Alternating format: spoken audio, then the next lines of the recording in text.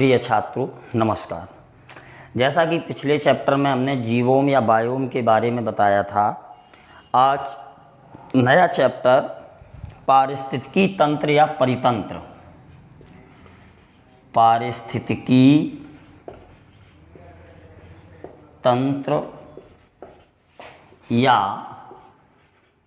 परितंत्र के बारे में हम लोग अध्ययन करेंगे, जिसको कहते हैं इकोसिस्टम, जिसमें हम आपको पारिस्थितिकी की कुछ परिभाषाएं, पारिस्थितिकी तंत्र किसने दिया, उसकी विशेषताएं क्या हैं, इसी में आपके खाद्य श्रृंखलाएं, खाद्य जाल और पिरामिड वगैरह इसी चैप्टर में आते हैं।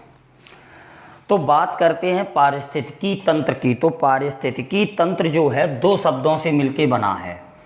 एक है पारिस्थितिकी और दूसरा शब्द है तंत्र। ठीक है। पारिस्थितिकी का अगर हम संबंध देखें तो पारिस्थितिकी का जो अर्थ लगाते हैं वो होता है पर्यावरण से। किससे?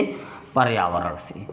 और तंत्र का मतलब होता है इसके विभिन्न घटकों के मध्य होने वाली अंतः क्रियाओं से। ठीक है। घटकों के मध्य होने वाली अंतः क्रियाएं, इनसे इसका संबंध होता है। ठीक है।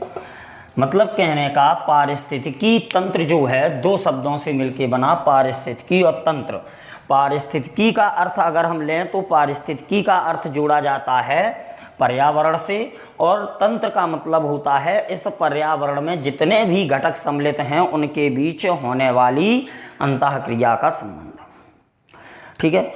अच्छा, अब अगर हम पारिस्थितिकी तंत्र की बात करें तो पारिस्थितिकी तंत्र जो है ये नेचर का एक स्वचालित, यानी कि अपने आप चलने वाला, स्वावलंबी और क्रियात्मक तंत्र है। इसमें से प्रश्न आते हैं, पूछा जाता पारिस्थितिकी तंत्र किस प्रकार का तंत्र है, तो कहीं ऑप्शन में स्वचालित मिलेगा, कहीं स्वावलंबी मिलेगा, कहीं क्रियात्मक तंत्र मिलेगा। तो हम कह सकते हैं पारिस्थितिकी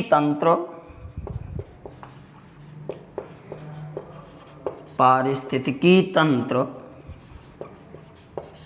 जो है प्रकृति का स्वचालित, स्वावलंबी, ठीक है, स्वावलंबी तथा क्रियात्मक तंत्र है।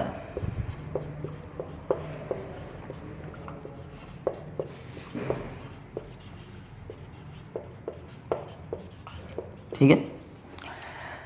अब अगर हम ये बात करें कि परितंत्र जो है यानी कि पारिस्थितिकी तंत्र है, इस शब्द का प्रयोग सर्वप्रथम किसने और कब किया, तो पारिस्थितिकी तंत्र या परितंत्र शब्द का प्रयोग सर्वप्रथम जो है एजी टांसले ने सन 1935 में किया था। यानी कि हम कह सकते हैं कि परितंत्र शब्द का प्रयोग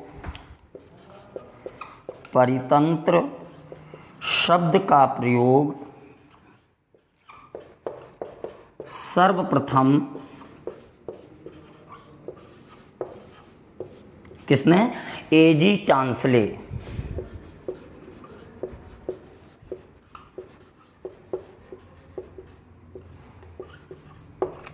ने सन 1935 में किया था। ठीक है। अच्छा, अब ये जो तंत्र है, पारिस्थितिकी तंत्र जो है वो कैसी है? क्रियाशील इकाई है, क्रियात्मक इकाई है। बहुत ये प्रश्न पूछा जाता, पारिस्थितिकी तंत्र कैसी इकाई है, तो क्रियाशील इकाई है। ठीक है। और ईपीओडम को फादर ऑफ आपके इकोसिस्टम भी माना जाता है, यानी कि पारिस्थितिकी तंत्र का पिता माना जाता है। किसको? ईपीओडम को। एक बुक आती है, पूछी जाती है बार बार,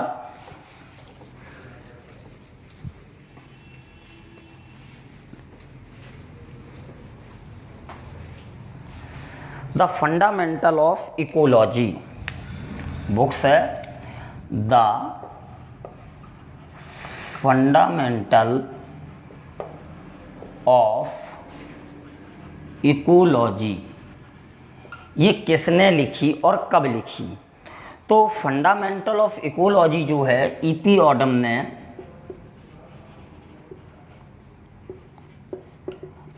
1953 में लिखी थी। कब? 1953 में। तो बहुत पूछी जाती है कि the fundamental of ecology books किसने लिखी? तो ईपी ऑडम ने 1953 में लिखी थी। अब इसके साथ साथ हम देखते हैं कि पारिस्थितिकी तंत्र की कुछ जो परिभाषाएं हैं विद्वानों ने दी हैं वो क्या हैं। तो पहली परिभाषा की बात हम करते हैं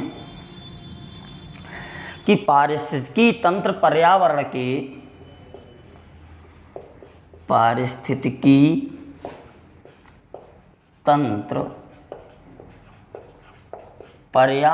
के सभी जीव जंतु एवं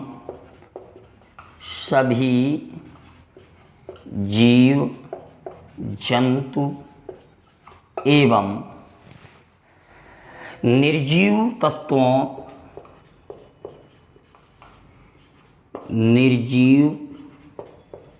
तत्वों के एकीकरण का परिणाम है।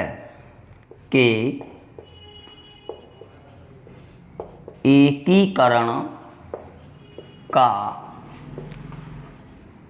परिणाम है। ये डेफिनेशन किस विद्वान ने दी? तो ये जो है आपके एजी टांसले ने दी थी। किसने? एजी टांसले ने। उन्होंने कहा था कि पारिस्थितिकी तंत्र पर्यावरण के सभी जीव जंतु एवं निर्जीव तत्वों के एकीकरण का परिणाम है। नेक्स्ट देखते हैं, पारिस्थितिकी तंत्र वह पारिस्थितिकी व्यवस्था है। पारिस्थितिकी तंत्र वह पारिस्थितिकी व्यवस्था है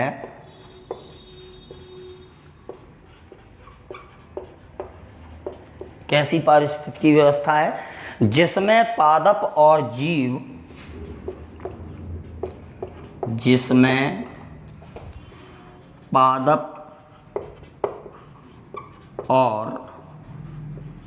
जीव हैं, जितने भी जीव हैं अपने पर्यावरण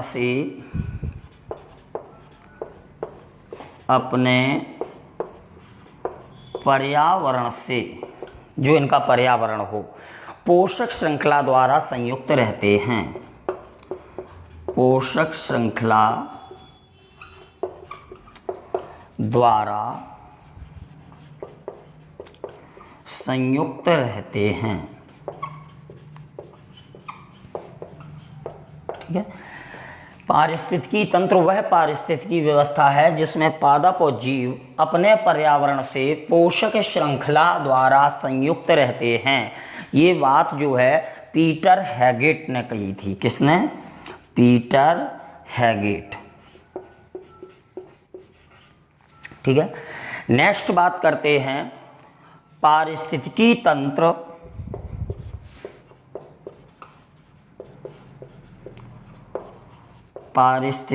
तंत्र ठीक है एक क्षेत्र के अंदर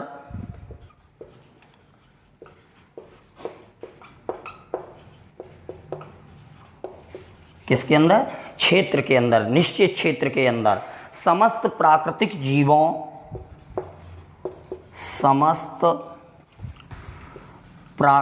जीवों जितने भी प्राकृतिक जीव हैं तथा तत्वों का सकल योग होता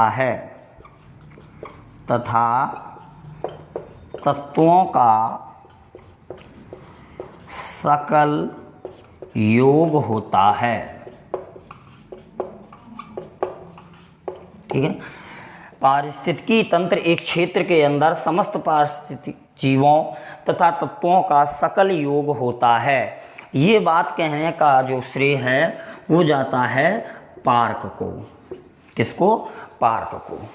अच्छा, एक बात कहते हैं, पूछा जाता है कि पारिस्थितिकी तंत्र की सबसे बड़ी इकाई कौन सी है। प्रश्न आता है पारिस्थितिकी तंत्र की सबसे बड़ी इकाई कौन है? तो जीवमंडल को, किसको? जीवमंडल को पारिस्थितिकी तंत्र की सबसे बड़ी इकाई मानी जाती है।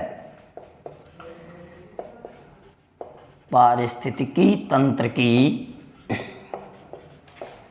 सबसे बड़ी इकाई मानी जाती है।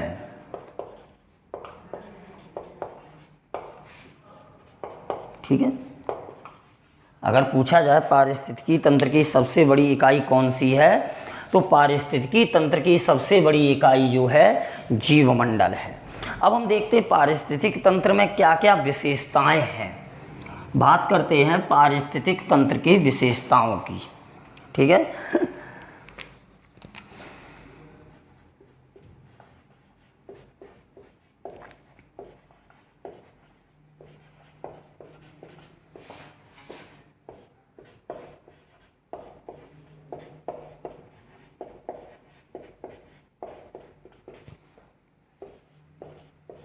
पारिस्थितिक तंत्र की विशेषताएं। ठीक है, तो सबसे पहली बात आती है विशेषता में कि जो पारिस्थितिक तंत्र है ये 3 मूलभूत घटकों से मिलकर बना है। किन किन से? 3 मूल घटक हैं इसमें, 3 मूल घटक सम्मिलित हैं। कौन कौन से 3 मूल घटक हैं? तो जैविक, अजैविक और ऊर्जा संघटक। जैविक, अजैविक एवं ऊर्जा संघटक, ये सम्मिलित होते हैं इसमें। ठीक है, अच्छा, अब पारिस्थितिक तंत्र जो है एक कार्यशील क्षेत्रीय इकाई है जो क्षेत्र विशेष के जितने भी जीवधारी हैं उनके भौतिक पर्यावरणों का सकल योग का प्रतिनिधित्व करते हैं। जितना भी भौतिक पर्यावरण है उससे अंतःक्रिया के द्वारा ये संचालित होती है। अगली बात कहें तो पारिस्थितिक तंत्र कैसा तंत्र है? तो पारिस्थितिक तंत्र एक खुला तंत्र है। कैसा है? खुला तंत्र। यह एक खुला तंत्र है। ठीक है, ओपन सिस्टम, खुला तंत्र क्या है? जिसमें ऊर्जा तथा पदार्थों का नियमित निवेश तथा बहिर्गमन होता है। मतलब समय समय पे जब आवश्यकता होगी तब आएंगे और जब आवश्यकता नहीं होगी या जब पूर्ण हो जाएगी तो बाहर निकल जाएंगे। ठीक है, अगली बात करें विशेषता की, तो ये विभिन्न प्रकार की ऊर्जाओं के द्वारा संचालित होता है। जितनी भी अपने जीवमंडल में ऊर्जाएं उपस्थित होती हैं इन सभी प्रकार की ऊर्जाओं से ये संचालित होता है। लेकिन इन सभी ऊर्जाओं में सौर ऊर्जा जो है वो सर्वाधिक महत्वपूर्ण है। क्यों? क्योंकि पृथ्वी पर सौर ऊर्जा ही संपूर्ण ऊर्जाओं का स्रोत माना जाता है। ठीक है, अच्छा, तो अगली अगर विशेषता की बात करें तो ये तंत्र जो है भूतल पर एक सुनिश्चित क्षेत्र धारण करता है। निश्चित क्षेत्र, तभी तो हम कहते हैं कि ये इस क्षेत्र की पारिस्थितिक तंत्र है। पार्थिव पारिस्थितिक है या जलीय पारिस्थितिक तंत्र है, तो इस हिसाब से हम ये कह सकते हैं कि जो पारिस्थितिक तंत्र है ये भूतल पर एक सुनिश्चित क्षेत्र को धारण करता है। अगली बात करें तो इसमें जो पदार्थों का गमन है वो चक्रीय रूप से संपादित होता है। पदार्थों का जो गमन है, पदार्थों का गमन चक्रीय रूप से संपादित होता है। किस रूप से? चक्रीय रूप से।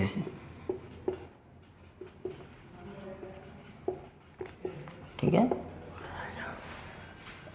अब जब ये विशेषताएं हमें प्राप्त हुई पारिस्थितिकी, तो पारिस्थितिक तंत्र कई प्रकार का होता है। तो हम बात करेंगे पारिस्थितिक तंत्र के वर्गीकरण का।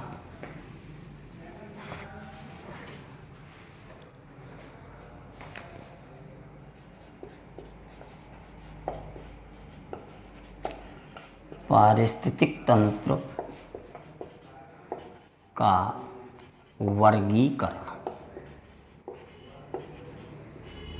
ठीक है, अगर हम पारिस्थितिक तंत्र के वर्गीकरण का बात करें तो ये जो है सबसे पहले आता है इसमें प्राकृतिक जो पारिस्थितिक तंत्र है। तो सबसे पहले बात करेंगे हम प्राकृतिक पारिस्थितिक तंत्र की।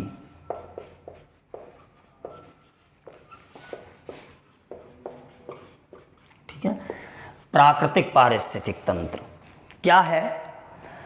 तो जैसा कि नाम है प्राकृतिक, तो हम ये कह सकते हैं कि ये तंत्र जो है प्रकृति के द्वारा निर्धारित होता है और प्राकृतिक शक्तियों से ही संचालित होता है। ठीक है, कह सकते हैं कि ये प्रकृति द्वारा निर्धारित होता है,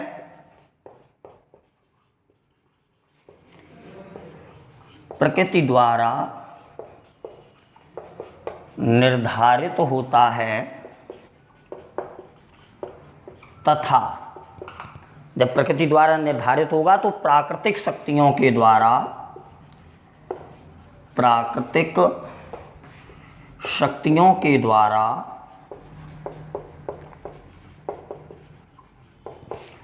संचालित होता है। ठीक है, प्राकृतिक शक्तियों के द्वारा संचालित होता है और आवास के आधार पर, किसके आधार पर? आवास के आधार पर, रहने के आधार पर प्राकृतिक पारिस्थितिक तंत्र को जो है कई भागों में विभाजित किया गया है। ठीक है, तो हम कह सकते हैं कि आवास के आधार पर, किसके आधार पर? आवास के आधार पर, आवास के आधार पर प्राकृतिक पारिस्थितिक तंत्र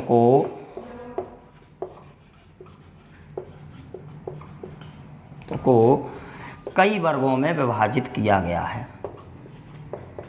कई वर्गों में विभाजित किया गया है।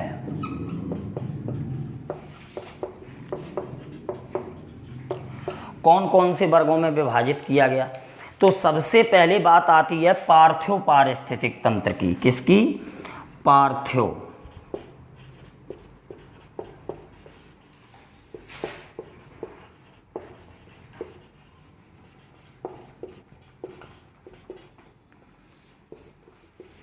पार्थिव पारिस्थितिक तंत्र। ठीक है, क्या है पार्थिव पारिस्थितिक तंत्र? तो भौतिक दशाओं तथा जीवों पर अनेक प्रभावों के आधार पर पारिस्थितिकी तंत्र को कई भागों में विभाजित किया गया है। पार्थिव माने होता है पृथ्वी के ऊपर पाया जाने वाला पारिस्थितिक तंत्र है। पार्थिव माने पृथ्वी है यहाँ। तो भौतिक जितनी भी प्राकृतिक भौतिक दशाएं बनती हैं या जीवों पर उनका क्या प्रभाव है, इसके आधार पर पारिस्थितिक तंत्र को कई उपभागों में विभाजित कर दिया गया। ठीक है, जैसे वन है, घास के मैदान हैं, मरुस्थल पारिस्थितिक तंत्र है, इस तरह की।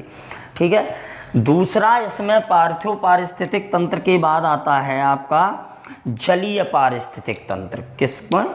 जलीय पारिस्थितिकी तंत्र।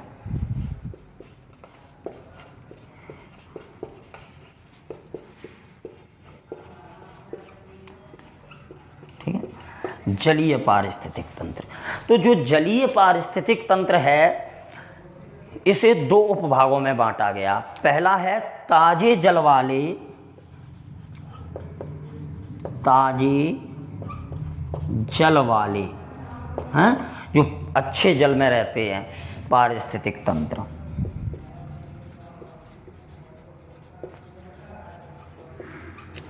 अच्छा, जो ताजे जल के पारिस्थितिक तंत्र हैं इनको भी दो भागों में बांटा गया।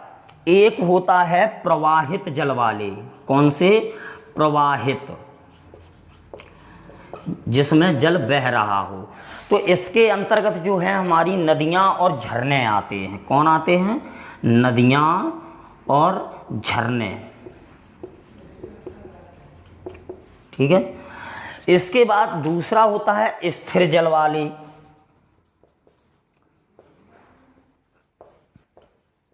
कौन से? स्थिर जल वाले, यानी कि जल है तो ताजा लेकिन स्थिर है।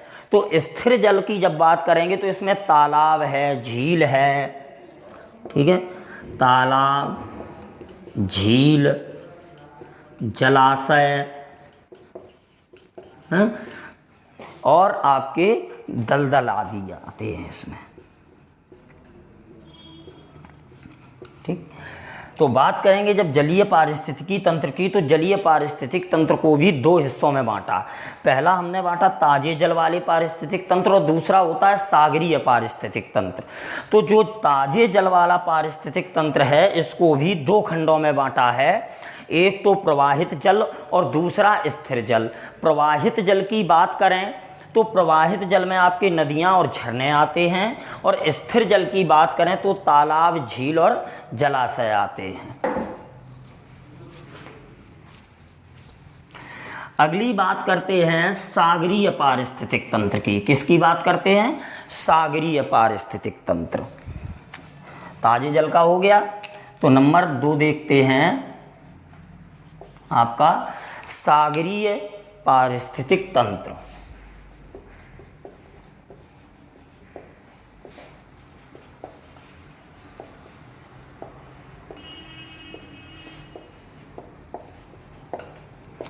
अगर हम सागरीय पारिस्थितिक तंत्र की कहें तो इन्हें खुले सागरीय, तटीय, ज्वार नदमुखी, प्रवाल भित्तीय, इस प्रकार के जो पारिस्थितिक तंत्र होता है वो सारे के सारे सागरीय पारिस्थितिक तंत्र में सम्मिलित किए जाते हैं। दूसरा आता है आपका, जैसे पहला हमने आपको बताया प्राकृतिक पारिस्थितिक तंत्र, तो दूसरा होता है कृत्रिम पारिस्थितिक तंत्र। कौन सा? कृत्रिम, या इसको हम कह सकते हैं मानवकृत, मानव के द्वारा किया गया, कृत्रिम या मानवकृत पारिस्थितिकी तंत्र।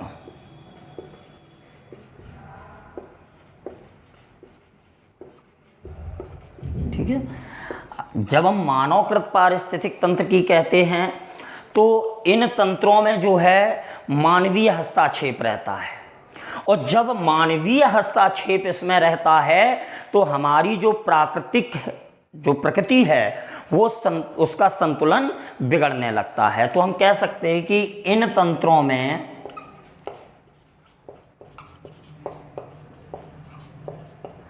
मानवीय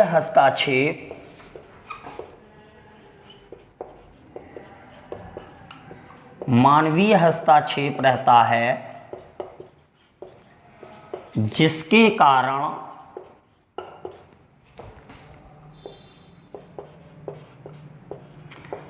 प्रकृति का संतुलन बिगड़ता है।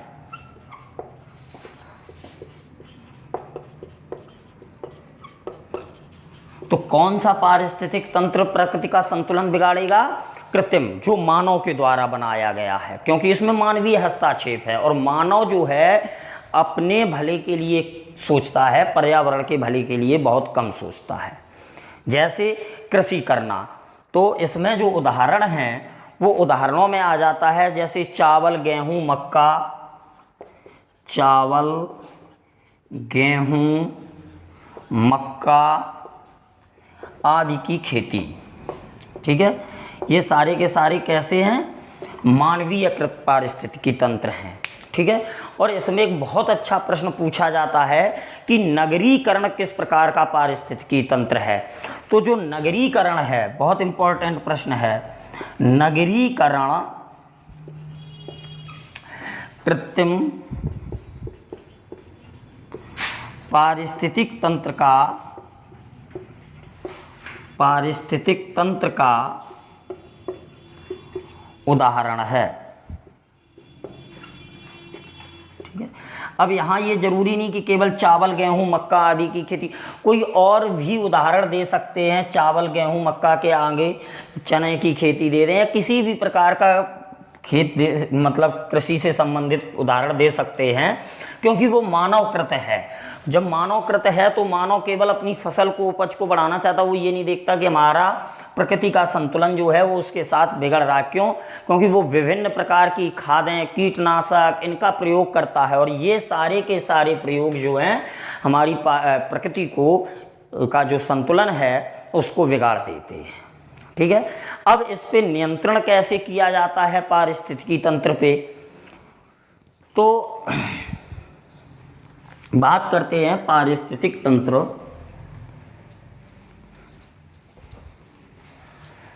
का नियंत्रण।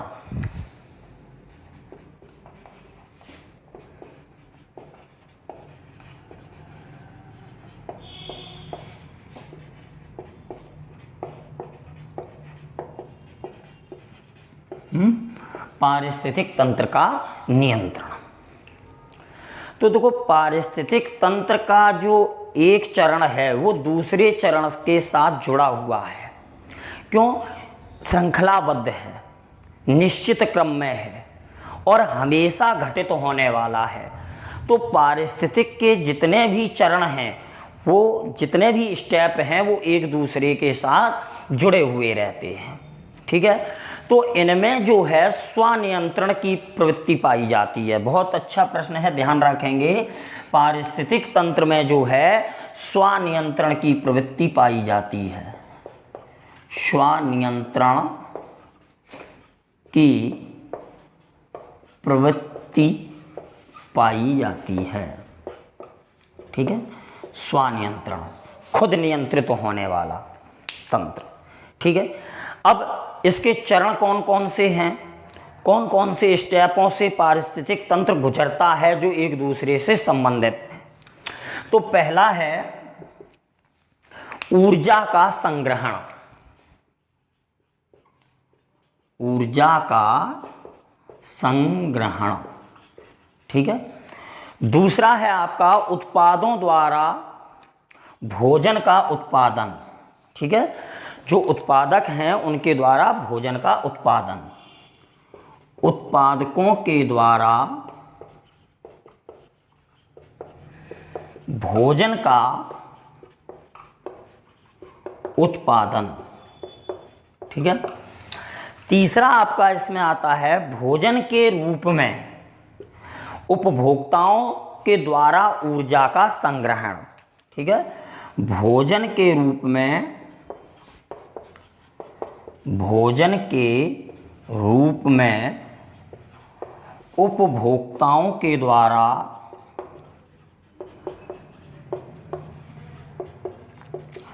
ऊर्जा का संग्रहण। ठीक है, चौथा चरण है विभिन्न जैविक अवयवों का, विभिन्न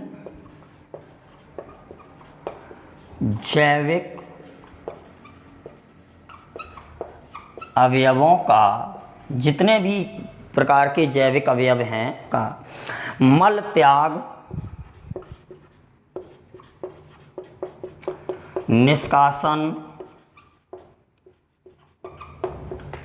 ठीक है, मृत्यु जैसी गतिविधियों द्वारा, मृत्यु जैसी गतिविधियों द्वारा। ठीक है भाई, अब आखिरी में निष्कासन वगैरह करना है, विधियों द्वारा अजैविक घटकों के रूप में रूपांतरण, अजैविक घटकों के रूप में रूपांतरण। ठीक है, और नेक्स्ट चरण है इसका, पांचवा चरण होता है पौधों द्वारा भोजन उत्पन्न करने हेतु, यानी कि पौधे भोजन किस प्रकार से उत्पन्न कर रहे हैं, ऐसे विभिन्न प्रकार के विघटित कार्बनिक एवं अकार्बनिक घटकों का पुनः ग्रहण किया जाना। ठीक है, जितने भी कार्बनिक और अकार्बनिक पदार्थ बने इस चरण के बाद, उन सभी को पुनः ग्रहण करना, इस प्रकार से पांचों जो चरण हैं ये एक दूसरे से संबद्ध रहते हैं। भाई क्या हुआ, पहले ऊर्जा का संग्रहण हुआ, फिर क्या किया, उत्पादकों ने भोजन उत्पन्न किया और उपभोक्ताओं ने भोजन को उपभोग किया और ऊर्जा के रूप में उसको संग्रहित किया, जो बचा उसे मल त्याग, निष्कासन, मृत्यु, इन सारी जैसी घटनाओं के द्वारा अजैविक घटकों के रूप में रूपांतरित किया। अब जो पौधे हैं वो भोजन को उत्पन्न करने के लिए जो भी यहाँ विघटित होकर कार्बनिक और अकार्बनिक घटक बने उनको पुनः ग्रहण कर लेना, ये आपके पारिस्थितिक तंत्र के 5 चरण सम्मिलित होते हैं। इसके बाद बात करते हैं पारिस्थितिक तंत्र की संरचना की, ठीक है, या उसके घटक।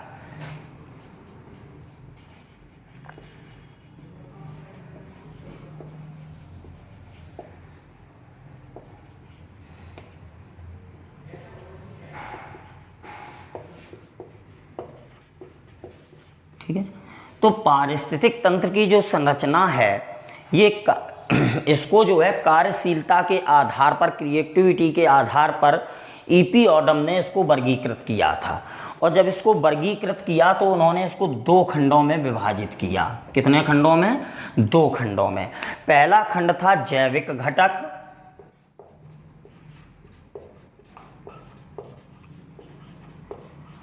और दूसरा खंड था अजैविक घटक। ठीक है, जैविक घटकों को 3 भागों में विभाजित किया गया। कितने भागों में? 3 भागों में। कौन कौन से? पहले हैं उत्पादक,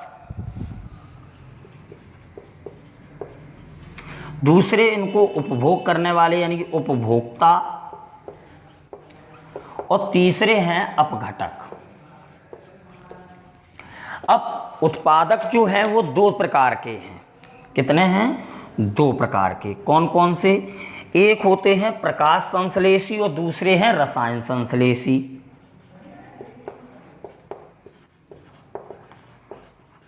ठीक है, प्रकाश संश्लेषी और रसायन संश्लेषी।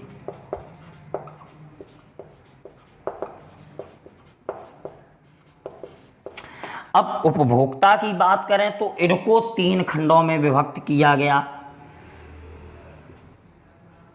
कितने खंडों में? 3 खंडों में। प्राथमिक, द्वितीयक और तृतीयक। प्राथमिक उपभोक्ता, द्वितीयक उपभोक्ता और तृतीयक उपभोक्ता। इस प्रकार से इनका बंटवारा किया गया। ठीक है, अब आते हैं अजैविक घटकों पे। तो अजैविक घटकों को भी, घटक जो हैं ये 3 खंडों में विभक्त किए गए हैं। पहला खंड लेते हैं हम अकार्बनिक पदार्थों का, यानी कि जिनमें कार्बन ना हो, जैसे जल, लवण, गैस। ठीक है, ये तीनों जो है अकार्बनिक घटकों में आते हैं। अब बात करते हैं कार्बनिक घटकों की, जिनमें कार्बन सम्मिलित हैं। कार्बनिक घटक में कौन कौन से आ जाते हैं? तो इसमें आपके प्रोटीन हैं, कार्बोहाइड्रेट, ठीक है, कार्बोहाइड्रेट के बाद आपका इसमें आता है लिपिड्स हैं,